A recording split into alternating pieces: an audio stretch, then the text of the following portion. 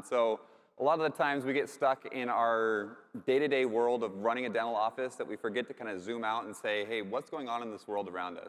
So I think that it is very fitting that we go ahead and start off with kind of these experts in the space about what's happening in this dental world at a global sense. I mean, picking our head up and looking around really helps us kind of recognize, okay, great, what's going on in this world around us, because it will end up impacting us in a smaller sense as well. So to introduce our panelists here, we'll start with Brian. Brian, give us a little bit of who you are, who you're with, and we'll go from there down the line. Oh, sure. Thanks, Tanner. I'm the director of Dykema's DSO industry group. I've been in the dental space now. This is my 29th year doing this, and really glad to be here. Awesome. Jörg? Yeah, welcome. My name is Jörg Aumüller. I'm overseeing a global team at Straumann Group that's called Enterprise Solutions, which is basically all the software, hardware, and consumable portfolio that we bring to enterprises like GPOs, DSOs, DPOs, and so on and so forth. My name is Frank Messino. I'm the president of Darby Group.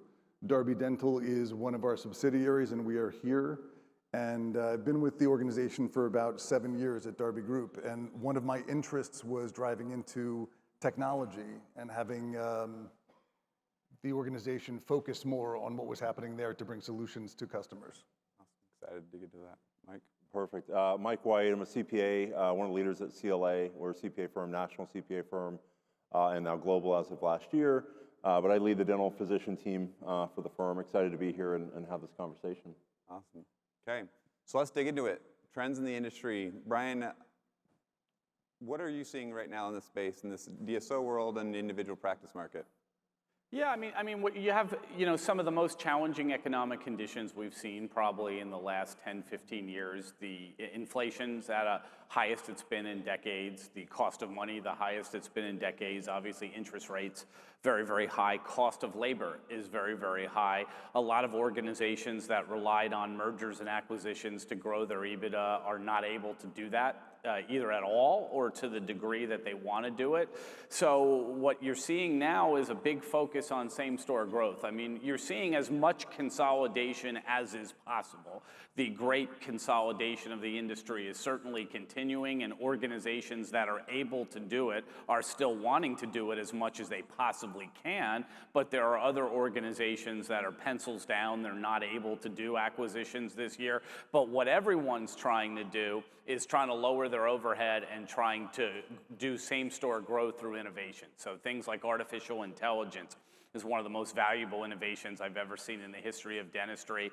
There's a lot of revenue cycle management tools, a lot of patient finance tools, a lot of other, people are really, like, it was interesting, we had the Formula One person here and they were talking about, 6-second and then 4-second pit stops. You're having people now focus on procurement.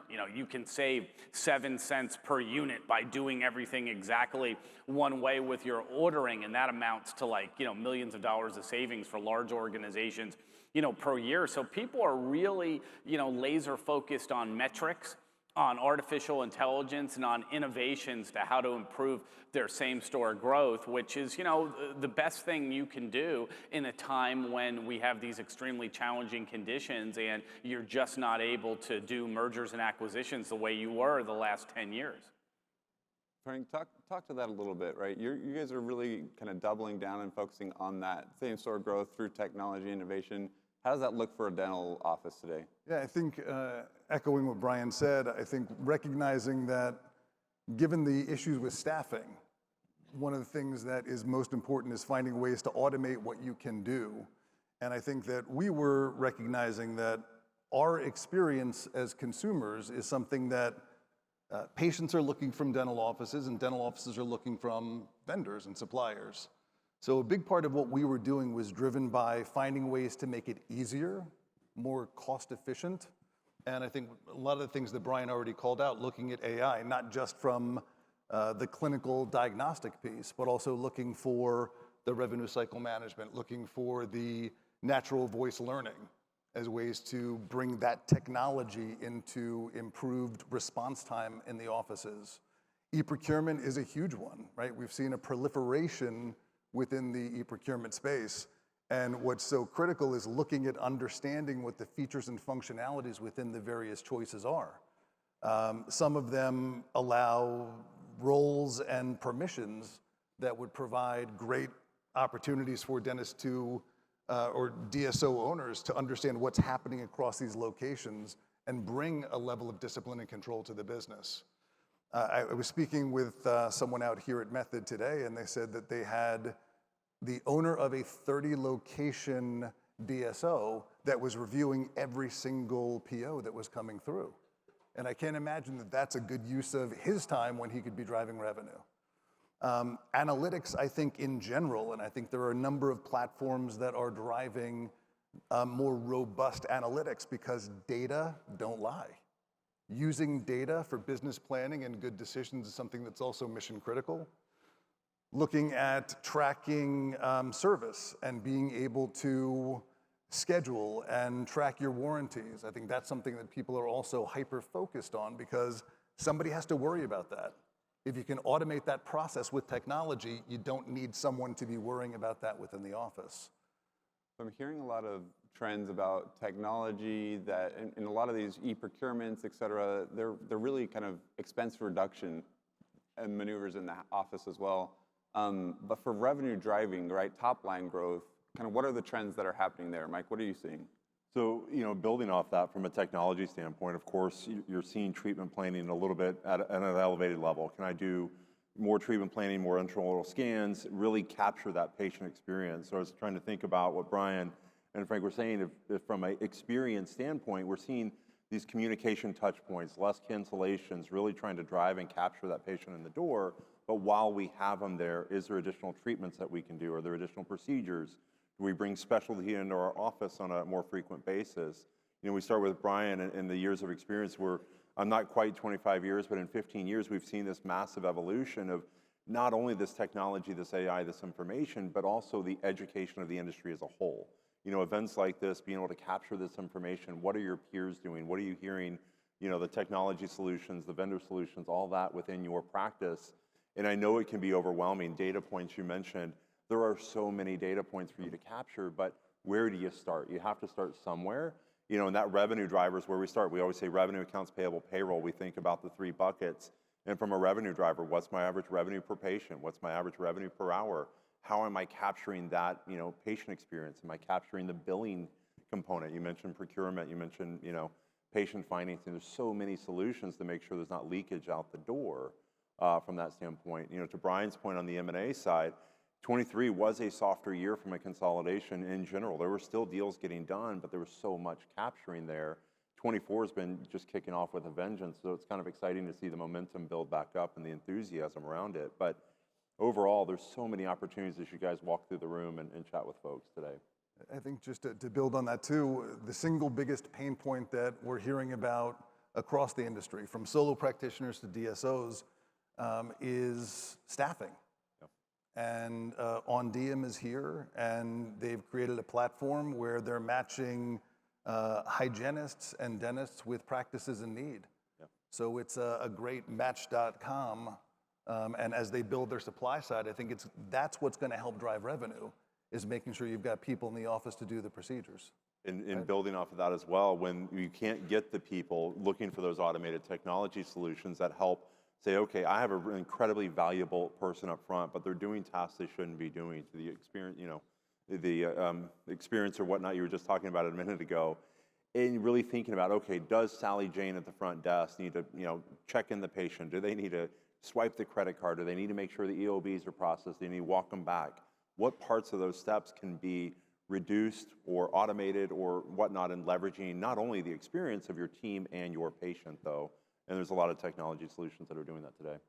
I think branching out of just technology too, we live in a more global world than we ever have before, right? Mm-hmm. And so there's a lot of people that are doing outsourced labor in order to be able to reduce costs internally, but it still requires that human touch.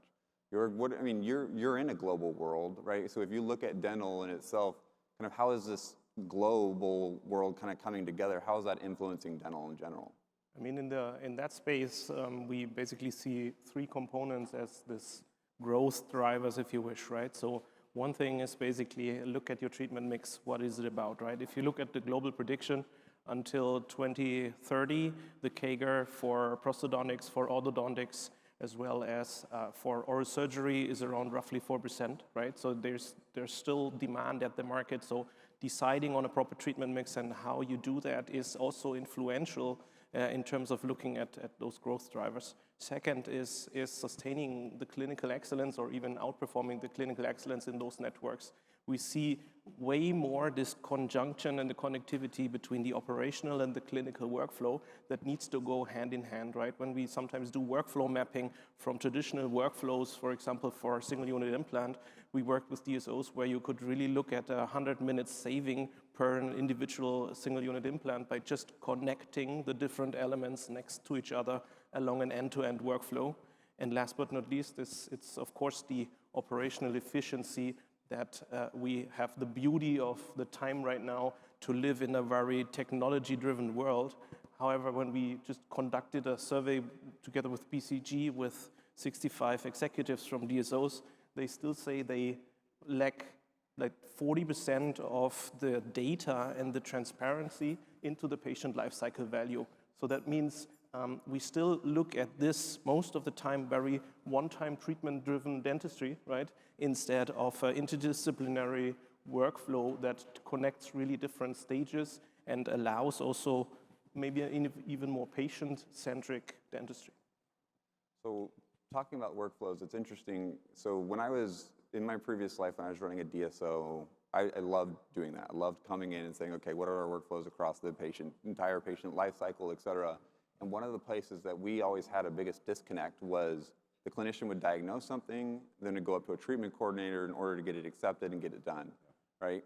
But there's always this disconnect in finances, and we live in a world right now where finances are not as available as they were even just 2 or 3 years ago, right? So treatment coordination was brought up with patient financing. How are you seeing patient financing? Is it changing right now, right? Is that something that's becoming more prolific in this dental space, or is it the same?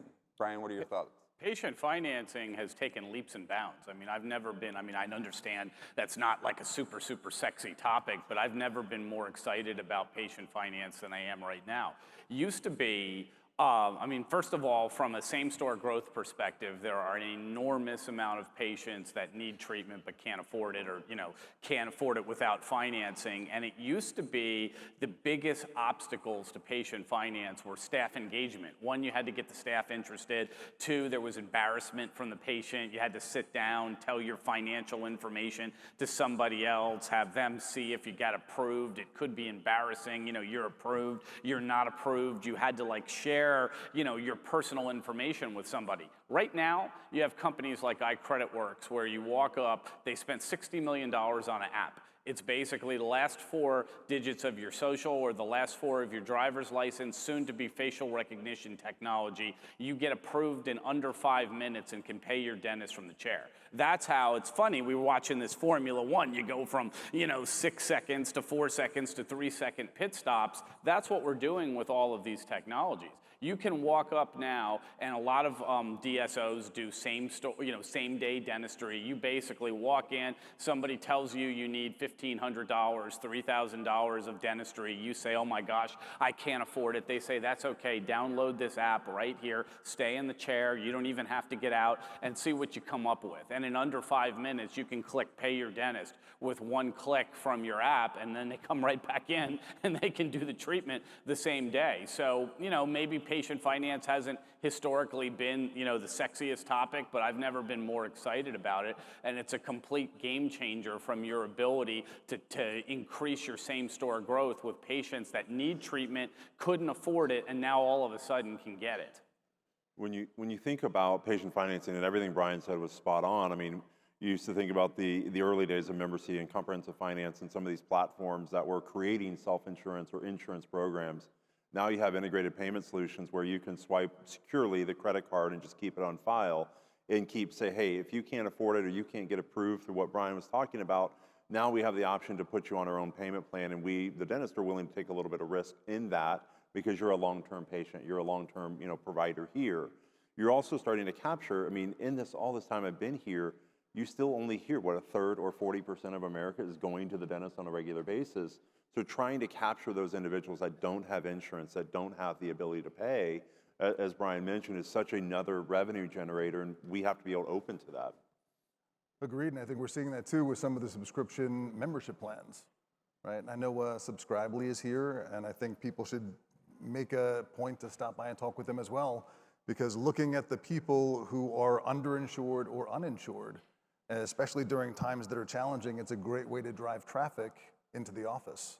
Underinsured or uninsured is a big kind of audience. Obviously, that's a perfect fit for that kind of stuff. But I also think that the relationship between the payers and the providers is changing greatly.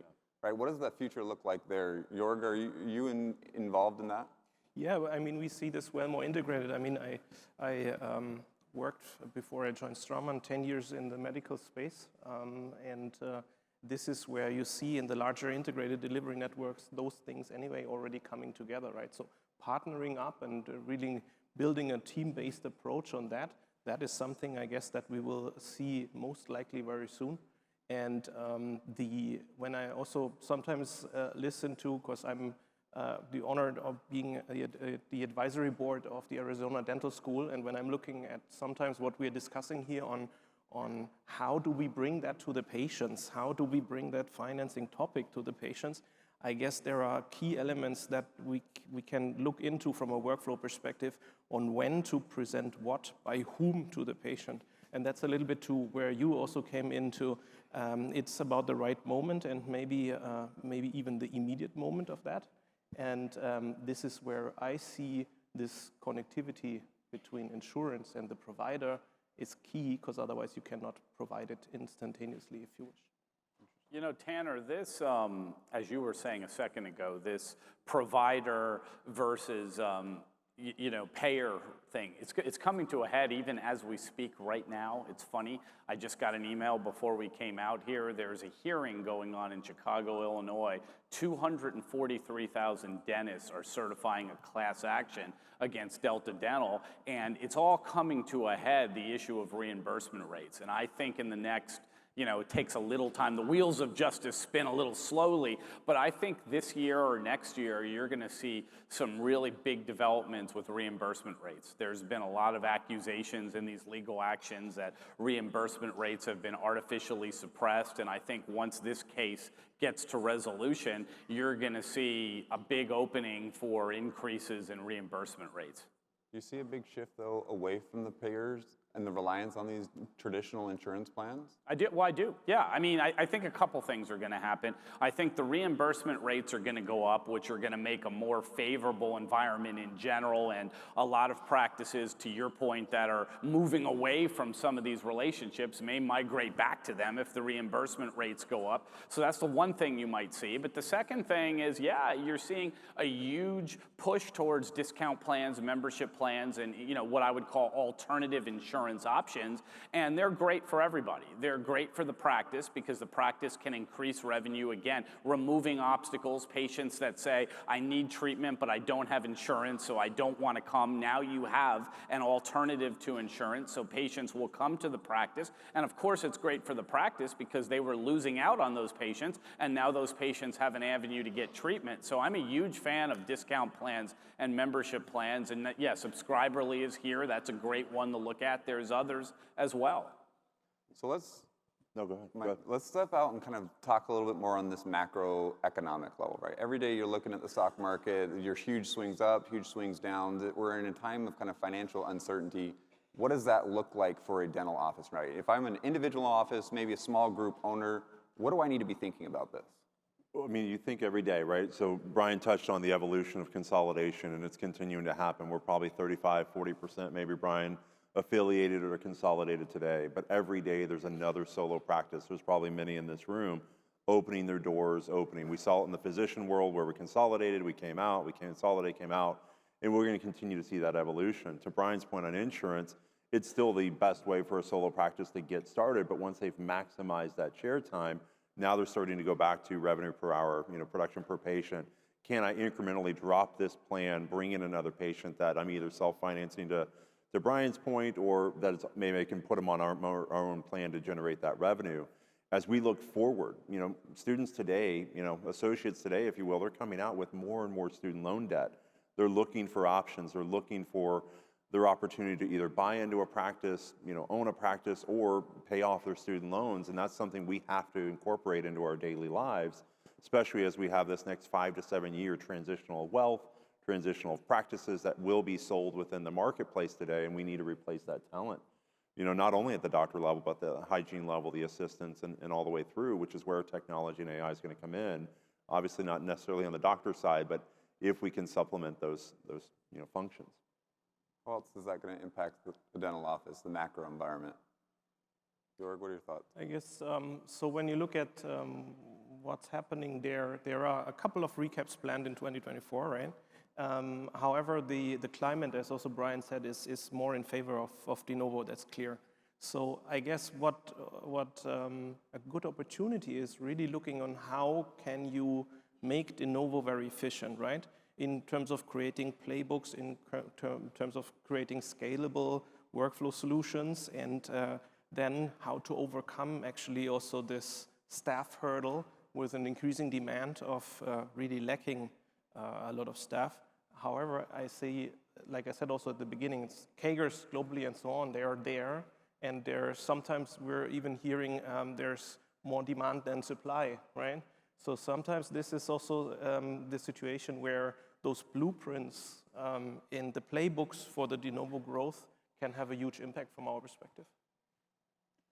So with that understanding, kind of what I'm hearing is right now we're not seeing the macro environment influencing the dental office, right? We're still getting kind of the payer-provider relationship is definitely shifting and changing, and that will make a big impact on it. But with these things like consumer debt, I mean, it's at its all-time high right now, and that's also leaking into the dental space, right? People are able to accept treatment, to receive treatment because of their ability to finance it and get it taken care of, right? We're seeing a huge leap forward in technology and being able to say, hey, here's why you need this treatment, and being able to explain it and to show it to them. And so the understanding of the patient is also going up, right? And so with these kind of larger issues at play, what are things that I should be kind of guarding myself against in this 5-year play, right? Well, a couple of points. I mean, when you think about just healthcare in general, coming out of our 2020, COVID period, healthcare in general started becoming, you start thinking about economics, not only from the financial aspect and what happened in this climbing debt across the board, not only as a nation, but at the individual level as well. But to Brian's point earlier, we are still seeing a focus on that organic growth as well. It's not just through acquisition. But in today's environment, when we're thinking, okay, I need to be more aware of my health, starts with oral health care. What am I putting in my mouth? What's happening here? How does that, reciprocate all the way through my body, if you will? I think that market is starting to see that's a little more important today. I think education, social media, all these things that are, hitting us in the face on a real-time basis, it's allowing that, aesthetic side of, cosmetic, dentistry, and aesthetic side of, med spas and facial. Now that's coming into dentistry as well. So I think there's a lot of things that are at play here that are helping the dental practices along. Of course, you're starting to have general dentists doing specialty care at some point. You're starting to bring aligners into the practice. Other revenue streams that weren't there before on the general side of practitioner as well that are helping kind of bolster some of those things. 5 years down the line, I think we have to be very mindful. Technology is coming in. Of course, as a CPA, it's one of the hottest industries that we're talking about the evolution of it. And I know we're doing a lot, but we're going to say everything clerical and down is most likely going to go away in our industry. In the dental office, we're going to start seeing those type of experiences as well. So what you're investing in your technology, seeing all the vendors out here, how do I get a return on investment? If I invest in this technology today, what am I really doing from it? I hate the decisions that are made like, hey, my CPA told me to spend $1 to save 30 cents. What are we doing to generate the money off that dollar we just spent, and how do we move our needle forward within the practice? And part of that calculation really goes down to the savings in time, because the most precious thing you can give to anybody is your time. So looking at some of the inefficiencies, and I think that is where, as Jörg said, just looking at where are the pickups there. And that's going to require people to take a long and hard look, which I think is challenging to a number of people. Right? Sometimes it's helpful to have a fresh set of eyes and to be open to ideas, and most importantly, to make sure that you've got alignment across your team as you're looking to make some of these changes. And you think of that time, I mean, just think of the old days of taking amalgam, and now you can just do a scan. Not only the experience of that patient, but everybody in that process who's no longer having to deal with that and work through that, the amount of time, and I haven't even heard a stat of how much time that saves of just doing a scan over the good old days. So, You know, Tanner, the two biggest obstacles right now to integration of technology, which is key. I mean, for everything we're talking about, I think technology holds at least one of the biggest keys to solving staffing shortages because you can automate. It absolutely can increase same-store growth. The two biggest obstacles are, one, getting staff engagement, getting people to adopt these things. I can't tell you the times where people pay for it, they have it, and nobody uses it.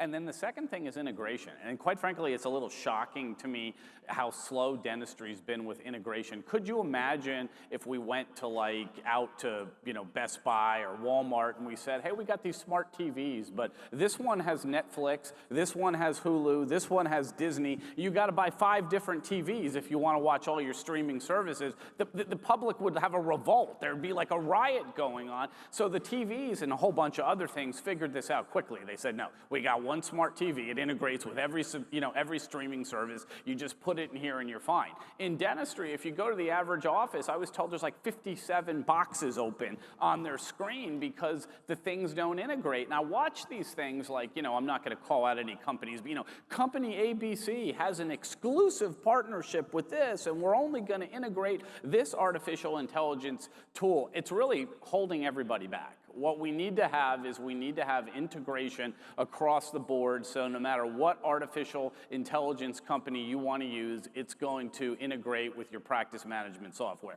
No matter what patient finance tool you want to use, it's going to integrate with your practice management software. You got other patient retention tools. It's all going to be there as long as we continue this situation, because sometimes they get up there and they say, oh, the staff, it's the staff's fault. They won't integrate it. They won't adopt the technology. When it's not integrated and you're telling the staff you got to open 58 different things, you can hardly blame them for not being into wanting to, adopt these technologies. So your question about the next 5 years, we have to get integration. And once this technology integrates, I think you're going to see the staff much more open to trying to, utilize these really innovative tools. and the I companies guess that we won't get, let's say, started on standards, right? Because this is an additional thing that drives integration as well. But sometimes also what we're realizing is that the fear of changing systems, for example, is very high due to potential adoption of the users. However, when we all talk about data-driven decision-making and this analytics that we would need to really see this efficiency, then the question is, when's the right time, right? And I'm always saying there's a nice Chinese saying, yeah? So when there are only 2 times to plant a tree that are ideal. So the first time is 20 years ago, and the second time is now, right? So, and we're not in 20 years ago with the PMS, but when we just recently also conducted a study with Forrester on CareStack, you can Google those two and you will find it. You see that this pays back those, let's say, switching systems in less than 6 months, and it has like an economic impact that even 30% of those 1.7 million that we could show there is on the pure, let's say, systems consolidation as well, which pays into, let's say, integration of different systems along the workflows as well.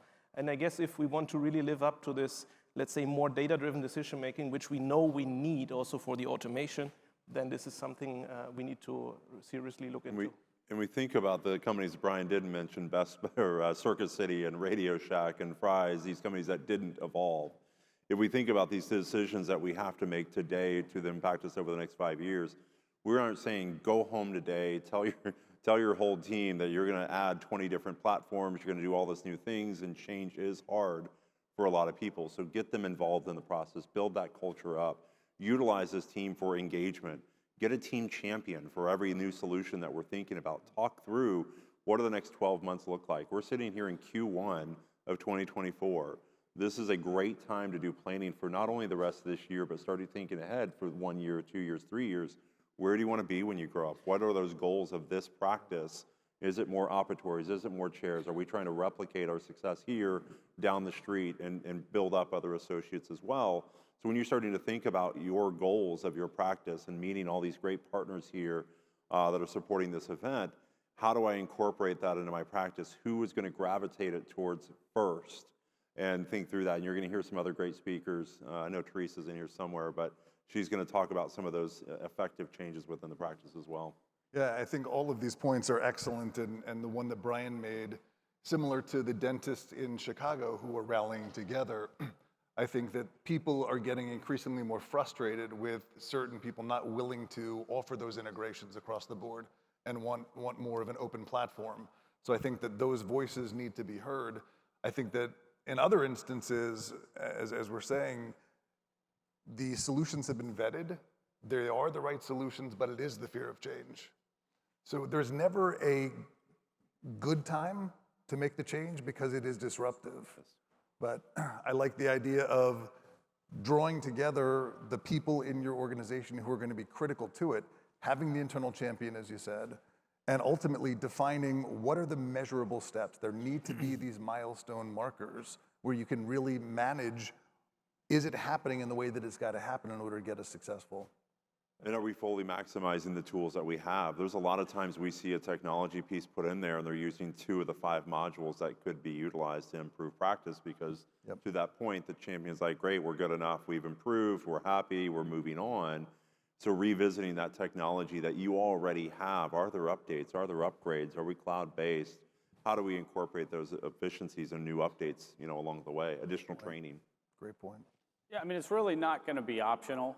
Right now, as we sit here, it's probably still to some extent a little bit optional, but as you get on, because your question went to the next 5 years, it's really not going to be optional. With the staff shortages, the shortage of dentists, everything going on in the economy, if you want to be able to compete as a practice, you're going to have to adopt these innovations. That's right. So I want to speak to this. We got about 5 minutes left, so I want to kind of do a final run through of kind of some final advice from this panel. But it's fascinating to me.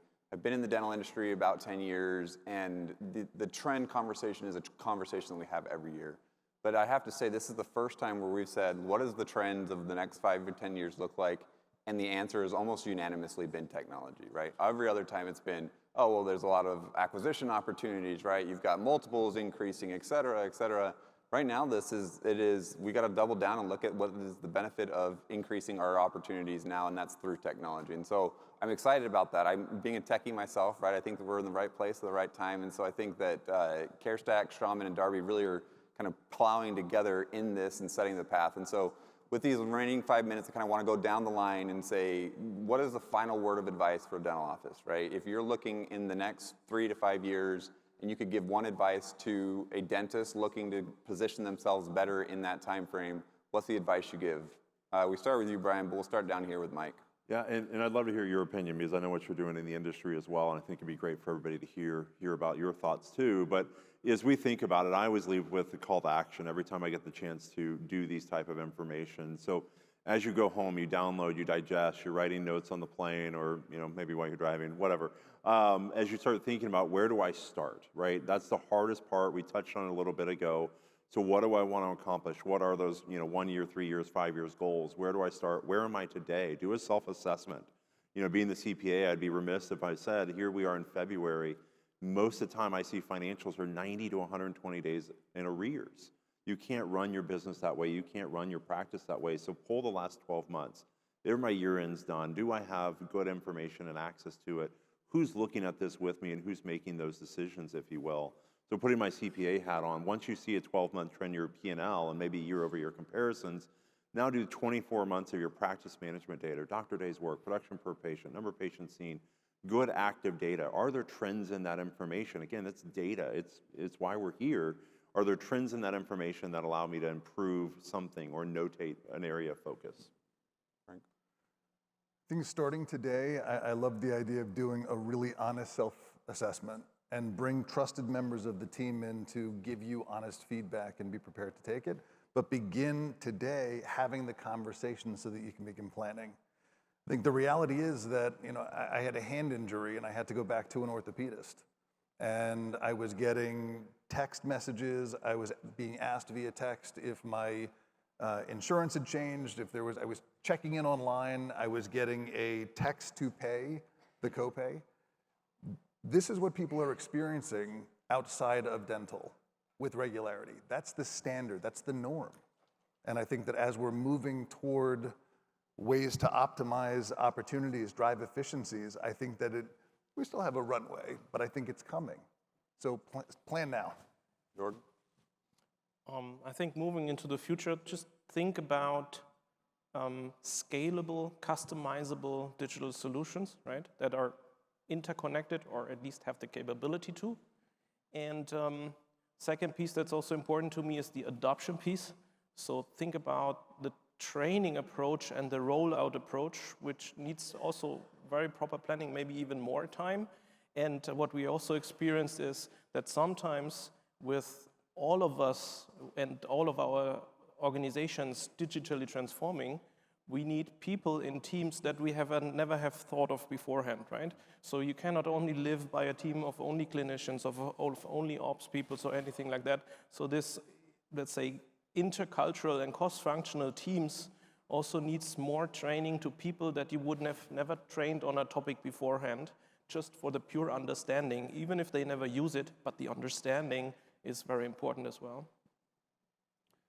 Keep your overhead down. I think that's been the biggest shortcoming that we've seen in these challenging economic times.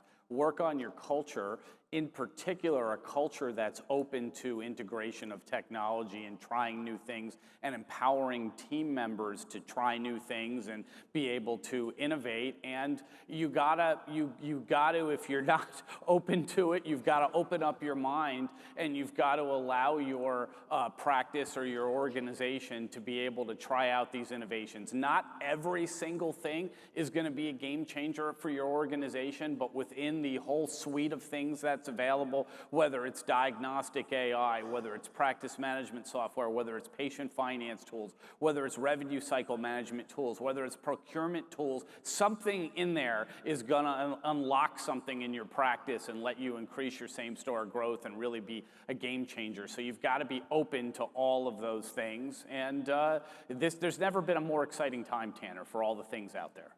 I agree. I mean, I'll put in my final 2 cents too. I love all this feedback and advice, and I completely agree with it, right? We're in a time where what we're at today is not going to be where we are tomorrow, right? And so change is the only constant that we're going to be feeling. And so that culture of change is something that I would echo too, Brian, of making sure that your team knows that, hey, I'm going to implement this technology, but it's not the end of the road, right? We're going to have other things we're going to have to do and implement, and that's how you get better every single day, is by doing one piece at a time. So I'd like to thank you, panel, for joining us, and Thank you. Thank you, Tanner.